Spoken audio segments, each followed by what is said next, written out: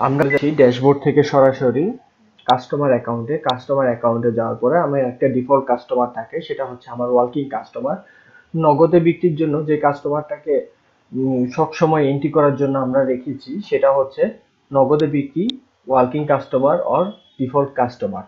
আর যদি আমার কোনো কাস্টমার আমার পরিচিত, আমি তার নামে একটা অ্যাকাউন্ট ওপেন করতে চাই, সে আমার কাছ থেকে বাকিতে প্রোডাক্ট নিয়ে যাবে, পেমেন্ট দিবে, তাহলে হচ্ছে যে কি আমার কাস্টমারের লেজার লাগবে, সেহেতু আমার একটা কাস্টমারের ক্রিয়েট করে নিতে হবে।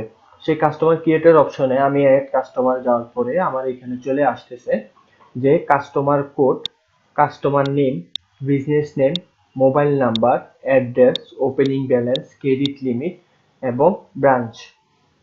যখন এই কাস্টমার কোডটা আমাদের অটো উঠে আসে এবং আমার এই কাস্টমার নেম এবং কাস্টমারের মোবাইল নাম্বার, এই দুইটা বাধ্যতামূলক। কাস্টমার যদি কোথাও কোনো জব করে থাকে, কোনো প্রতিষ্ঠান কিংবা কোনো বিজনেস থাকে ওনার নিজস্ব, তাহলে আমি এখানে ওনার বিজনেস নেমটা লিখবো, অ্যাড্রেসটা লিখে দিব, ওপেনিং ব্যালেন্স দিয়ে দিব, ক্রেডিট লিমিটটা হচ্ছে যে আমি তাকে কত টাকা পরিমাণ বাকি দিতে পারবো, আমার সফটওয়্যার থেকে কত টাকা পরিমাণ সে বাকি পাবে সেটার একটা লিমিট আমরা এখানে ফিক্সড করে দিই। আর দ্বিতীয়ত হচ্ছে ব্রাঞ্চ।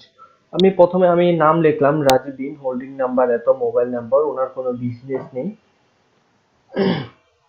ওপেনিং ব্যালেন্স ওনার কাছ থেকে আমি 1 লাখ টাকা পাবো।